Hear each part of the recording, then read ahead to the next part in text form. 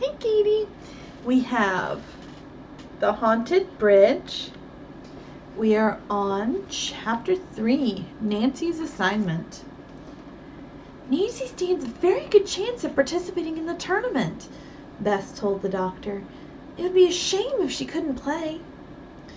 Well, he said, finally, after studying Nancy with twinkling eyes. I suppose you could play, but right now I advise against it. However, by tomorrow night I may alter my opinion. Dr. Akerman picked up his physician's bag. Nancy, I suggest a hot bath and body massage to prevent your muscles from becoming stiff. The idea rather appealed to Nancy, who felt battered and sore. After the doctor had gone, George spoke up. Bess and I could give you a good rub. Nancy regarded her dubiously. There's absolutely nothing to it, Bess put in. You locate the various muscles and then rub them until all the soreness is gone. Nancy allowed herself to be persuaded. After the hot bath, she stretched herself full length on the bed. Where do you hurt the most?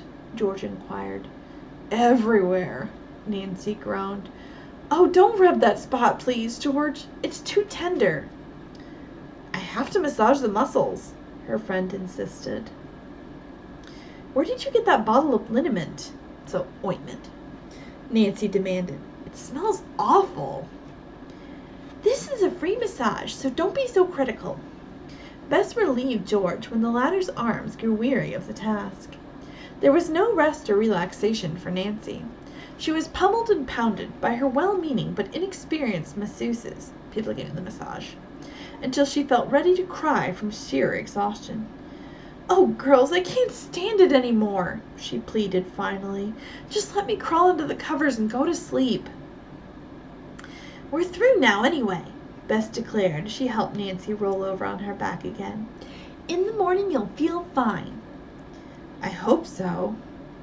Nancy closed her eyes. Before George could snap out the light, the telephone rang. Bess answered the call. It's for you, Nancy. Long distance. I wonder who it can be. I hope nothing's wrong at home, Nancy said anxiously as she painfully pulled herself to a sitting position and took the phone. A familiar voice on the other end of the line said cheerily, Hello? Nancy? This is Ned. Can you hear me? Perfectly. Hi. Your voice doesn't sound natural, Ned Nickerson remarked.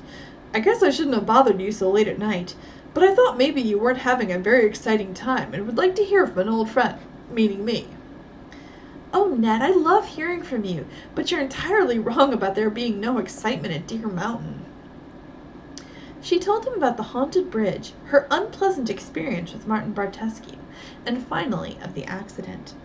I'd like to give that guy a going over he wouldn't forget, Ned replied angrily. You can't very well do it by long distance, Nancy laughed. No, but you may be seeing me sooner than you expect. I thought if you were planning to stay at the hotel for several days, I might drive up with a couple of buddies. Meaning Bert and Dave? Yes. Terrific, Ned. And before you come, will you do me a special favor? Would you look at the social register and see if Martin Bartescu is listed? Say, I hope you're not getting interested in that. Now, don't be alarmed, Ned, Nancy interrupted. After explaining the situation, she hung up and told Bess and George the good news. In the morning, Nancy awoke feeling greatly refreshed. Her back was not so sore as she had expected, though her hands still hurt. She needed her friend's assistance to dress, and she had just slipped on her shoes when a telephone call came from Mr. Drew. How would you like to take a ride with me this morning? That is, if you feel all right. Of course, I'm much better, Nancy answered promptly. Intuition told her that the ride might have something to do with her father's mysterious case. We girls will be down to breakfast in 5 minutes. They were about to leave their room when a porter appeared with a box of flowers for Nancy. She assumed that her father had sent them. As Nancy tore away the tissue paper from a dozen red roses in a container, a card dropped to the floor. She picked it up. Martin Bartescu! Nancy exclaimed as she read the name. She left the flowers in the box and walked away. Wait a minute, Bess cried out. Even if you don't like the man, don't punish the poor flowers. She rescued the roses and got water for them in the bathroom. I've never seen a more attractive arrangement. They are pretty, Nancy admitted reluctantly. I suppose he sent them because he feels responsible for my falling off the terrace. Wear one of the roses down to breakfast, Beth suggested. I'd rather not, but you girls are welcome to them. No thanks, George said. I don't like that man any better than you do. I don't either, Beth added. Nancy looked at Bartescu's card once more. Turning it over, she saw he had written a brief note of sympathy on the back. Girls, look at this handwriting, she called. It's different from the signature on your scorecard, Beth observed, and from the one on the hotel registration card, Nancy told her. George remarked, I can't help but feel there's something suspicious about Martin Bartescu. Knowing that her father was waiting for her in the lobby, Nancy dropped the card into her purse without further comment. The three girls hurriedly locked their doors and went downstairs. Directly after breakfast, Nancy and Mr. Drew drove away. Bess and George decided to play tennis and do some letter writing. While the Drews were riding along, the lawyer revealed to his daughter that for the past week he had been working on the legal angles of a smuggling case involving an international ring of jewel thieves. It has baffled New York detectives. For many months, the customs authorities have been trying to round up the gang.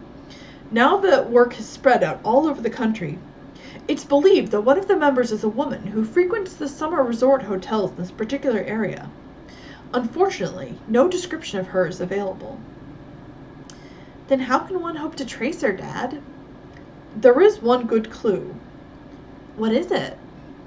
Detectives have learned that the woman carries an expensive jeweled compact set. So, a compact is like a small, usually it's like a hand mirror and maybe it's some face powder. It's kind of in a little case that you can open and close.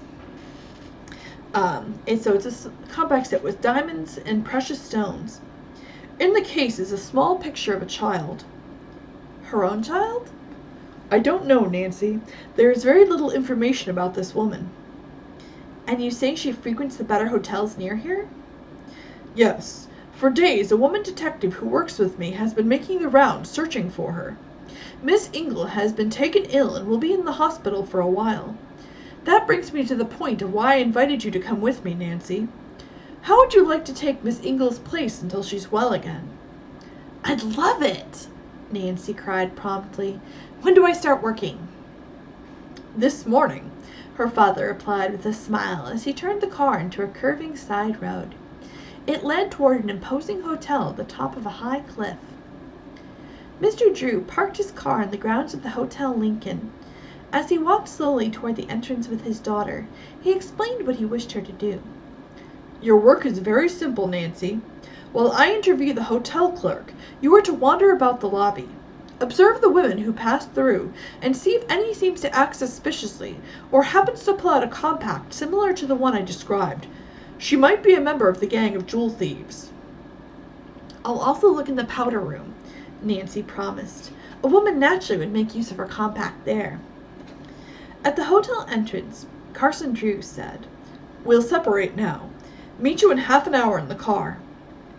The lobby was fairly crowded, so Nancy attracted no particular attention as she seated herself near the elevator.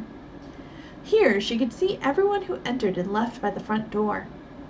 Presently, satisfied that the woman she sought was not on the main floor, Nancy went upstairs to look in the ladies' lounge. She saw several women take compacts from their bags, but none of the containers was jeweled. The chimes of a clock warned Nancy that she must return to the car to meet her father. I shouldn't keep him waiting. No luck? Mr. Drew inquired, noting her unhappy expression. Absolutely none. Well, we're only beginning our search, he remarked cheerfully, starting the engine. An investigator's work is always tedious. A short time later, the lawyer drove the car into the grounds of Hemlock Hall, a hotel even larger and more exclusive than the Lincoln. See you in half an hour. In the crowded lobby, Nancy soon lost sight of her father. She became completely absorbed in her tasks of studying with the women guests. Nancy was a bit dismayed when she glanced at her wristwatch. She must hurry if she were not to be late meeting her father. "I'll check out the powder room before I rejoin Dad," she said to herself. The place was deserted, except for a maid and an attractive-looking woman in her early 20s. Nancy gazed at the latter intently and immediately noted the sad expression on her face. "She can't be the person I'm after," Nancy thought, and made a pretense of combing her hair before the mirror.